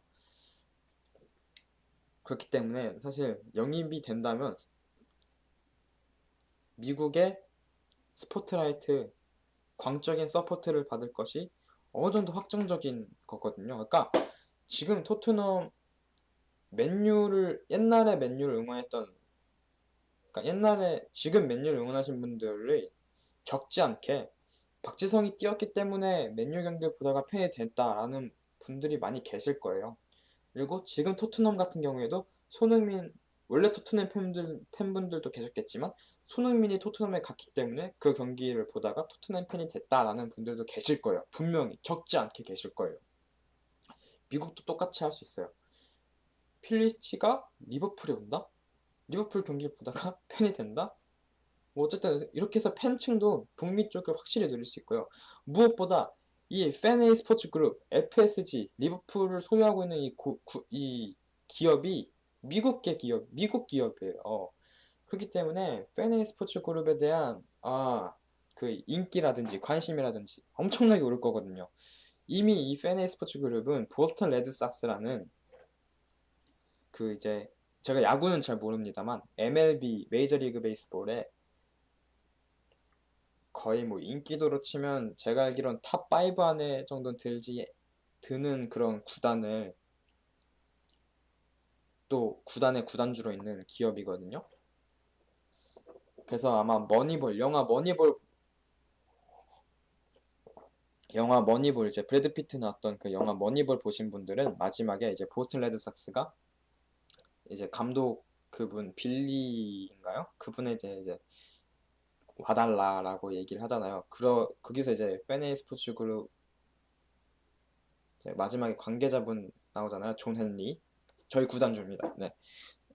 뭐 당연히 이제 배우분이고요. 그분은. 하지만 실존 인물이고 그 인물이 바로 팬에이 스포츠 그룹을 이끌고 계신 분이고 리버풀의 구단주 분들이고 그렇습니다. 어쨌든 뭐 좀 횡설수설했는데 플리시치를 영입한다면 그러니까 플리시치를 영입하기로 마음을 먹는다면 여러 가지 복합적인 부분에서 그런 부분을 고려해서 팬에이 스포츠 그룹이 그 어느 때보다 열심히 플리시치를 작업할 거라는 거죠. 그리고 도르트문트가 물론 너무 진짜 터무니없는 금액이 아닌 이상은 아마 저는 개인적으로 필리시치에 대해서 도르트문트가 쿠티뉴 정도의 값을 불러도 FSG는 조금 협상하다가 너무 완고하면 그냥 오케이 그냥 그거 합의 봅시다 라고 얘기를 할 거라고 저는 생각을 해요. 기회비용적인 부분에서 쿠티뉴 이상의 값을 자랑하는 선수가 바로 필리시치거든요. 필리시치가 영입이 된다면 기량적인 부분에서 그러니까 선수단의 기량적인 부분에서도 큰 도움이 될 거고 FSG의 사업적인 부분에서 봤을 때도 미국계의 팬심을 어느 정도 잡는 거기 때문에 그것도 굉장히 큰 이득이 될 거고요. 플리시치 데리고 미국 투어 한번 돈다고 생각을 하면은 아마 저는 개인적으로 경기장 그 프리시즌 경기장이 아마 만석이 되지 않을까. 그렇게 생각을 합니다. 맨유랑 레알 마드리드 경기할 때 진짜 꽉꽉꽉 채운 그거 있잖아요. 저는 리버풀이 미국의 2부 리그랑 경기한다고 해도 그 정도까지는 아니더라도 굉장히 많이 차지 않을까 그런 생각을 합니다. 네. 그만큼 이제 스타성이 있는 선수이기 때문에 필리치 영입되면 그렇기 때문에 뭐 필리치가 어쩌면 가장 이상적이면서도 현실적인 유형의 쿠티뉴 대체자라고 봐요. 가장 중요한 건 금액이 아니다. 그러니까 근데 여기서 핵심은 필리치 딜에 대한 핵심은 금액이 아니라 클럽이라는 거죠. 클럽이 과연 도르트문트 선수를 영입할 것이냐가 문제인 거죠. 금액적인 부분은 아마 신경 안 쓸 겁니다. 크게. 네. 뭐 이렇게 얘기를 해봤고요. 르마는 별로예요. 네. 그냥 보니까 별로입니다. 너무 심했나요? 그러니까 아직 어리고요. 그리고 베르나르도 실바를 봤을 때 사실 이제 모나코가 저번 시즌에 맨시티 이기고 막 엄청 열심히 잘할 때 사람들이 주목한 선수는 음바페랑 베르나르도 실바랑 벤자민 맨디밖에 없어요. 르마도 어느 정도 잘하네 정도였어요. 그러니까 막 우와 이 정도까지는 아니었고 그냥 와 잘한다까지였어요. 그렇기 때문에 굳이 그런 선수에 베르나르도 실바보다 더 비싼 금액을 투자하려고 한다는 것은 저는 클럽이 굉장히 현명하다고 봐요. 그리고 일단 1월 겨울 이적 시장은 굉장히 에이스를 빼오기 힘든 이적 시장이에요. 특히 챔피언스리그 뛰는 선수, 특히 챔피언스리그 16강에 진출한 팀들은 좀 애매해요. 왜냐면은 좀 잘하는 선수를 데려오려고 하면은 그 잘하는 선수가 잘하는 팀에 있기 때문에 잘하는 팀은 당연히 챔피언스리그에 갔을 거고 챔피언스리그에서 갔기 때문에 이 챔피언스리그 영입을 한다 해도 챔피언스리그에 못 뛰어요. 그 선수는. 그래서 저는 개인적으로 쿠티뉴가 떠나지 않을 것이라 생각했는데 떠나버렸네요. 사실 그 정도 열정이면 예, 진짜 돈이 문제가 아니라 진짜 이는 드림 클럽이구나. 그렇기 때문에 떠나 보내야겠구나 라는 생각을 했고요. 어쨌든 그래요. 그런다고 그래서 르마에 대해서 좀 가격을 생각해 봐야 돼요. 개인적으로는 뭐, 뭐 어떤 언론 거기에서 6천만 원까지 얘기가 나왔던 걸 기억하는데 더 낮춰야 돼요. 네, 더 낮춰야 됩니다. 물론 이 선수들을 그 평가를 그 전에 있던 구단에 대해서의 활약에 대해서만 보기에는 좀 그래요. 왜냐면은 클럽이 어떻게 보면 갱생의 아이콘이거든요. 그러니까 자기 입맛에 맞는 선수만 만나면은 그 선수의 기량은 폭발적으로 상승하거든요. 마네가 그랬고요. 피르미누가 그랬고요. 로브렌이 그랬지만 요즘엔 또 이상하고요. 그리고 뭐 네. 모레노도 요즘엔 좀 상승세잖아요. 네, 그렇습니다. 하지만 반대로 맞지 않는 선수는 하락세를 걷고 폭망이에요, 폭망. 벤테케, 스터리지, 마마두 사코 보세요. 폭망이잖아요. 네. 그렇기 때문에 어쨌든 클럽이 르마를 원한 건 확실해요. 확실하지만 확실하지만 너무 비싸고 너무 비싼 것도 있고요. 그러니까 비싸서 영입을 안 하는 게 맞다고 생각을 하지만 사실 기량적인 부분에서 지금 AS 모나코에서의 활약도를 가지고 평가를 할 수는 없다고 봐요. 물론 제가 아까 못한다라고 했지만 그건 AS 모나코 제가 잘못했습니다. 네. 어쨌든 AS 모나코에서 못한다. 네, 이렇게 정리를 할게요. 어쨌든 클럽이 원한다는 이유가 있다고 봐요. 원하는 선수를 영입했을 때 어떤 활약을 보여줄지는 이제까지 클럽이 충분히 보여줬다고 생각하거든요. 그렇기 때문에 르마가 영입된다면 잘하겠죠. 네, 잘할 거라고 믿습니다.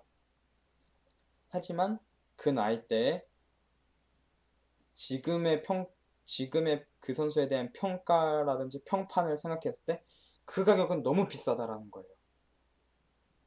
네, 너무 비싸다라는 거고 아쉽다. 좀 싸게 팔지. 모나코 팔 만큼 팔았을 텐데. 네, 그런 생각을 하고 있습니다. 아, 네, 목이 많이 아프네요.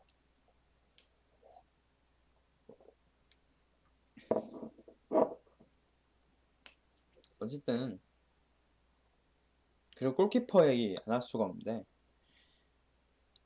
확실한 것은 클럽은 카리우스를 믿고 있고 카리우스가 넘버원이 됐고요.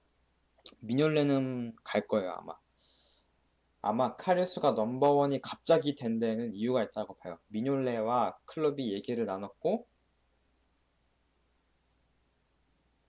미뇰레가 아마 팀을 떠나고 싶어 했던 것 같아요. 왜냐면은 하도 이제 일단 오래 있었지만 욕도 많이 먹었고 사실 좋은 예가 별로 없는 게 현실이거든요. 그래서 뭐 미뇰레 스스로도 조금 스트레스를 많이 받지 않았을까. 잘해도 좀 욕이 나오니까. 그래서 이거 본인 스스로도 그렇게 얘기를 하더라고요. 이제 난 30대다. 그러니까 좀 미래에 대해 생각해 볼 때가 됐다. 그래서 뭐 아마 자기를 좀 이제 어떻게 해줄 수 없느냐라는, 그러니까 뭐 팔아줄 수 없겠느냐라는 뭐 식의 얘기가 아마 오갔던 것이 아닐까라는 뇌피셜 한번 써보고요. 그래서 카리우스가 넘버원이 됐고요. 그리고 클럽이 그리고 일단 공신력 3대장 아까 말한 에서 얘기가 나왔던 것 같은데 그중 한 분이 얘기했던 것 같은데 카리우스가 남은 이제 이번 시즌 동안 자신의 진가를 보여주길 바라고 있어요. 진짜 발전해서 천문학적인 높은 금액을 골키퍼에 쓰지 않게 해주길 바라고 있는데 저는 현실적으로 불가능하다고 봐요. 지금 카리우스의 기량을 봤을 때 저는 굉장히 그것은 쓸데없는 짓이다. 네. 믿는 도끼에 발등 찍히기 전에 먼저 믿지 말아야죠. 그렇게 생각을 하고요.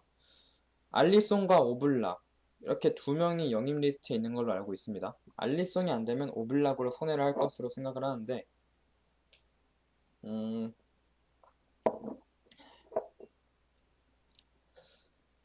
이거는 좀 생각을 해봐야 돼요.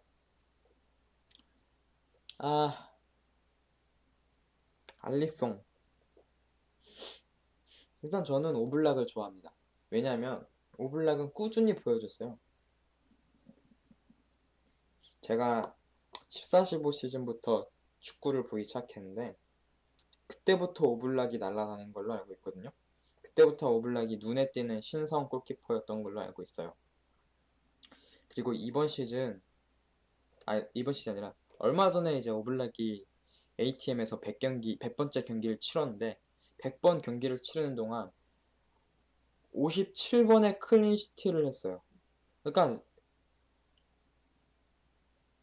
클린시트 할 확률이 57%라는 거예요.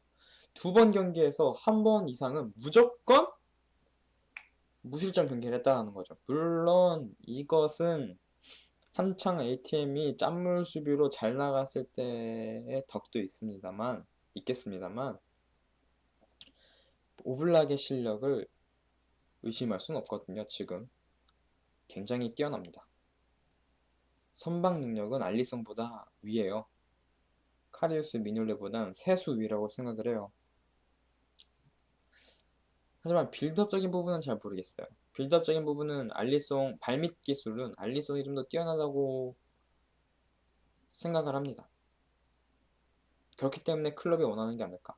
만약에 클럽이 선방 능력만 보고 뽑을 그 이제 그것만 중시한다면 미뇰레가 계속 넘버 원이어야죠. 아무리 그렇게 말을 했어도 그 내피셜대로 말을 했다라고 쳐도 미뇰레가 계속 넘버 원이어야죠. 하지만 발밑 기술을 중시하기 때문에 골키퍼의 발밑 기술을 카리우스가 넘버 원인 거고요. 물론 카리우스도 그렇게 좋은 편은 아니에요. 하지만 공격 전개 부분에 있어서 미뇰레보다 카리우스가 좀 더 빠르고요.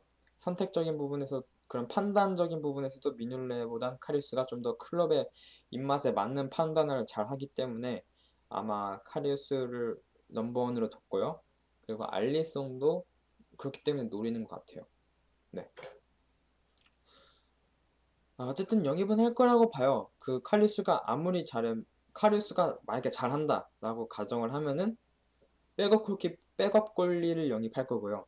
못한다 하면 당연히 베스트 골키퍼를 영입해야죠. 네. 하지만 저는 카리우스를 그렇게 믿고 있지 않기 때문에. 근데 만약에 이런 생각을 해봤어요.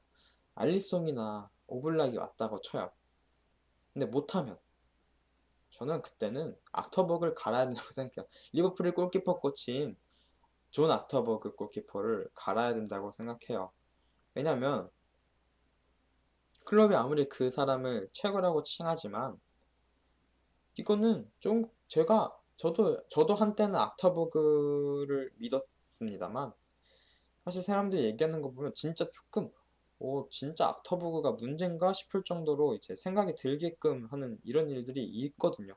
레이나가 악터버그 오기 전까지는 진짜 거의 EPL 탑까지는 아니 그러니까 뭐 데헤야, 쿠르투아, 뭐 체흐 그 당시 체흐랑 이제 어깨동무를 나란히 할 수 있을 만큼의 물론 그때 네 그때 당시에는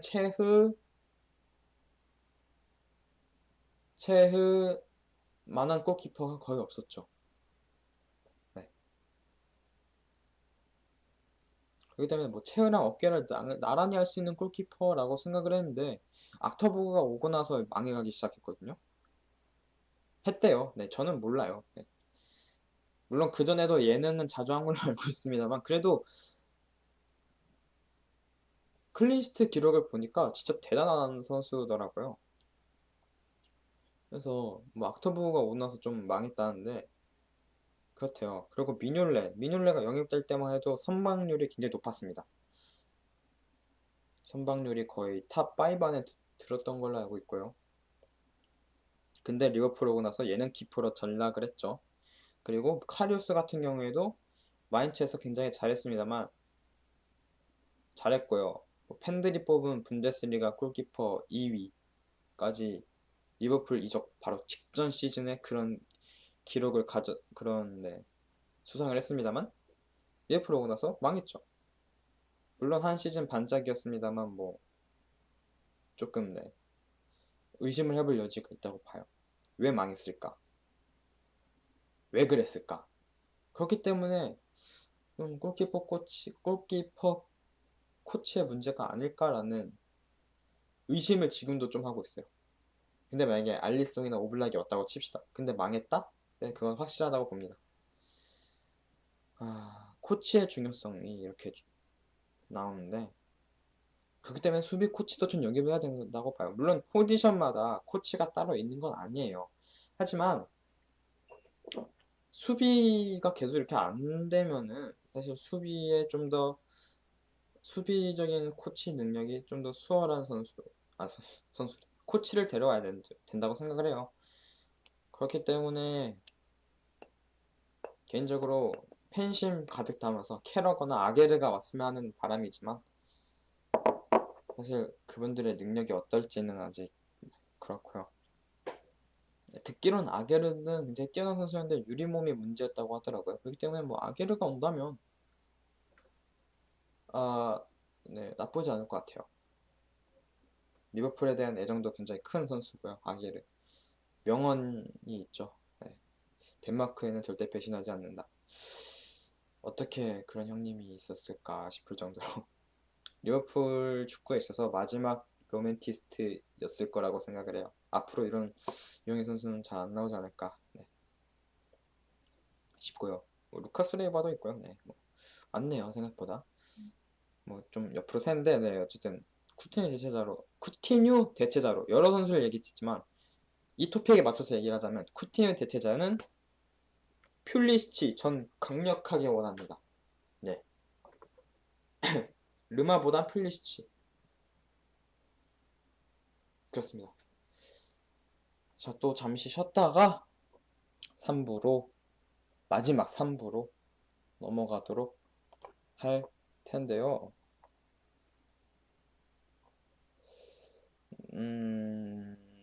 노래는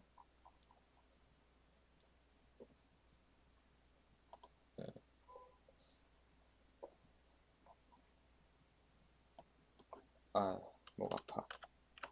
노래는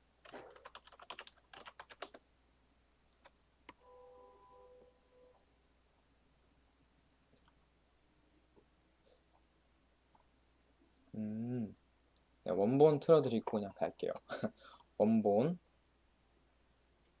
Hello YouTube, I'm Cork's biggest Liverpool. Money.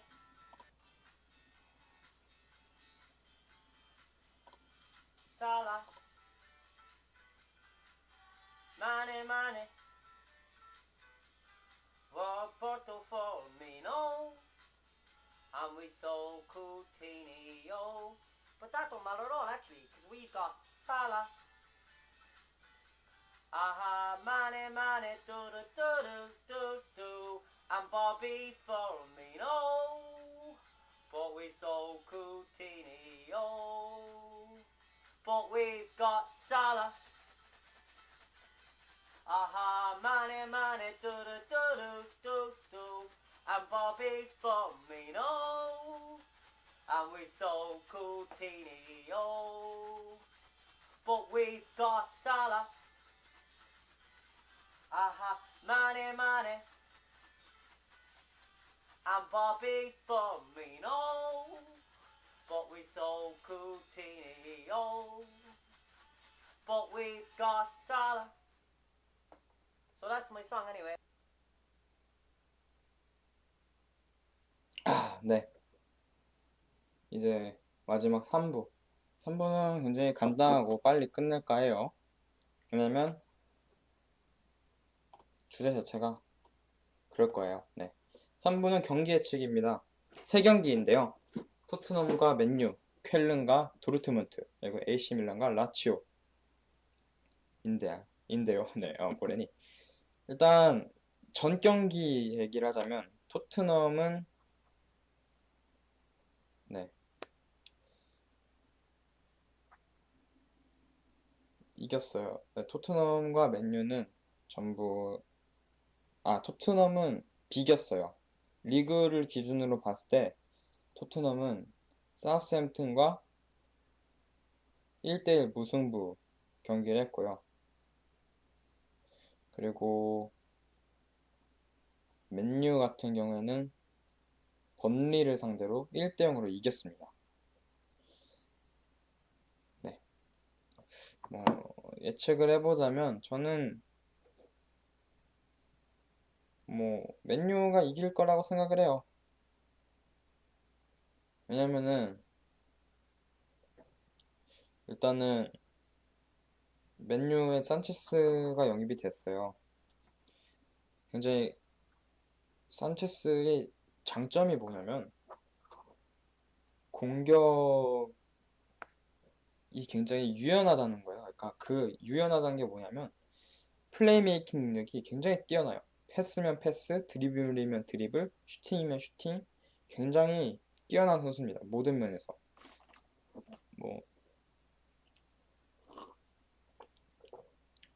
그렇기 때문에 물론 아직 맨유와의 그 무리뉴의 전술에 호흡을 맞출 만한 그런 시간은 없습니다만 일단 산체스의 선발이 저는 예상이 되거든요. 그렇기 때문에 그리고 토트넘 같은 경우에는 토비 알더웨이럴트 선수가 아직 부상에서 복귀는 했지만 경기에 뛸 만한, 그러니까 이런 중요한 경기에 뛸 만한 컨디션은 아니라고 봐요. 그렇기 때문에 아마 그 산체스, 그러니까 다빈손 산체스와 또 이제 베르통원이 나올 텐데,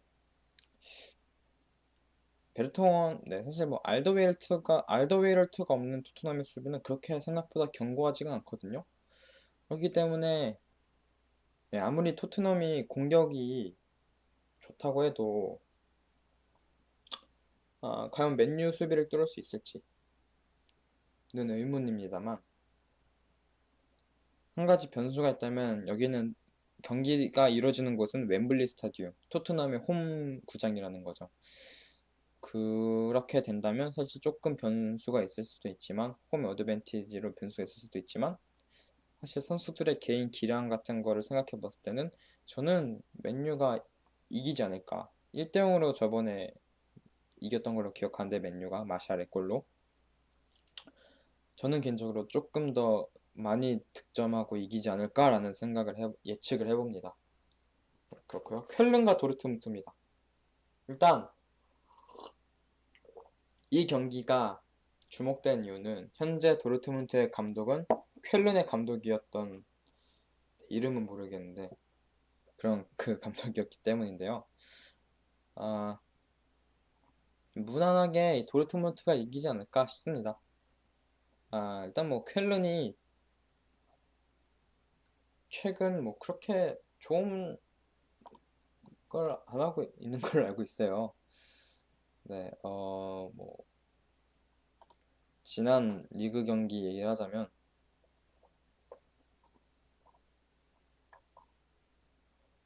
네, 잠시만요. 찾고 있습니다. 네, 쾰른이 아우크스부르크와 1대1로 비겼고요. 도르트문트 같은 경우에는 프라이부르크와 2대2로 비겼습니다. 네. 근데 아우크스부르크는 현재 8위고요. 프라이부르크는 현재 12위입니다. 네. 이렇게만 보면은 좀 당황스럽네. 이렇게만 보면은 그러면 쾰른이 더 잘하는 거 아닌가 싶을 테지만, 아니요, 저는 아니라고 봐요. 근데 여기서 큰 문제가 하나 있어요. 오바메양이 과연 이 경기를 뛸까? 인데, 왜냐면 지금 오바메양이 아스날로 이적이 거의 가깝거든요. BBC에서도 보도를 했어요. 안 뛸 것 같아요. 그럼 생각해보니까 비길 것 같네요. 뭔가 도르트문트가 이길 거라는 생각은 안 드네요. 네, 저런. 일단은,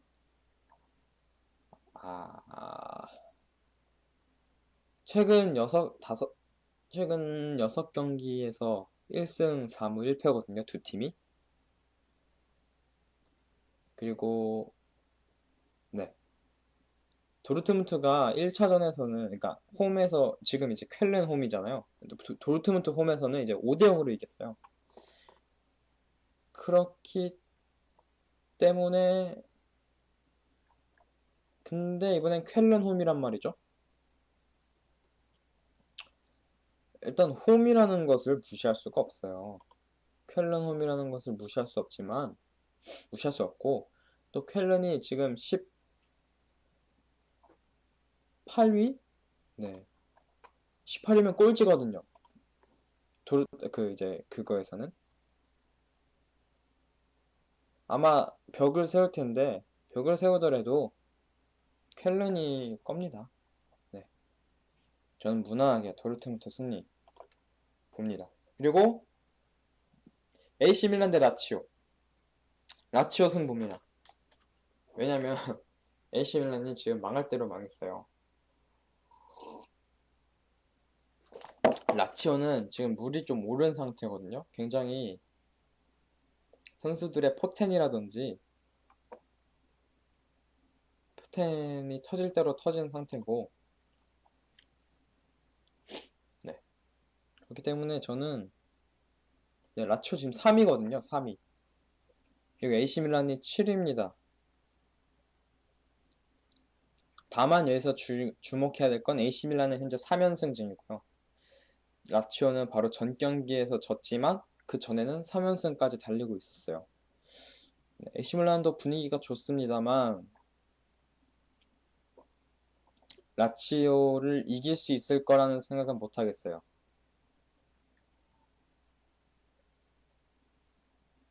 네. 어딨냐? 어딨지? 진짜 어딨죠? 어?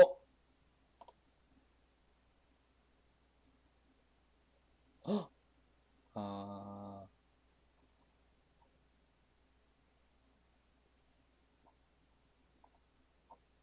아, 네, 이거는 끊고 갈게요. 네. 죄송합니다. 처음 방송하는 거라서 방송 사고가 있었는데, 이거 그냥 내보낼게요. 제가 틀렸네요. 네, 틀릴 수도 있죠. 뭐 항상 맞는 거 아닐까. 뭐. 원래 이제 이거는 일요일 날 방송을 생각하고 한 거였는데, AC 밀란 대 라치오는 네, 일요일 날 했단 말이죠. 그러니까 일요일 5시면 월요일 새벽에 했어요. 한국 시간으로. 네. AC 밀란이 2대1로 이겼네요. 아까 말한 그 진게 AC 밀란한테 진 거고 AC 밀란이 이긴 게 3연승에서 이긴 게 라치오한테 이긴 거예요. 네. 죄송합니다. 네.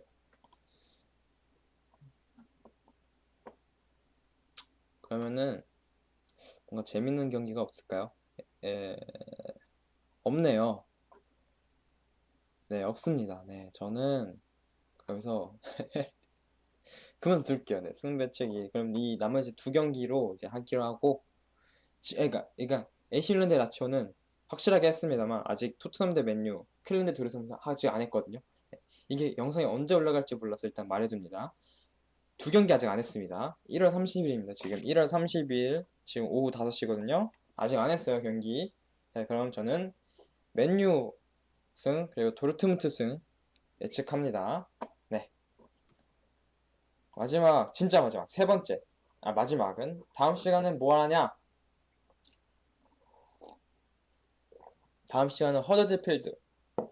네, 허더즈필드 경기가 오늘 이제 지금 1월 30일인데 1월 31일 날 새벽에 허더즈필드 경기가 있거든요.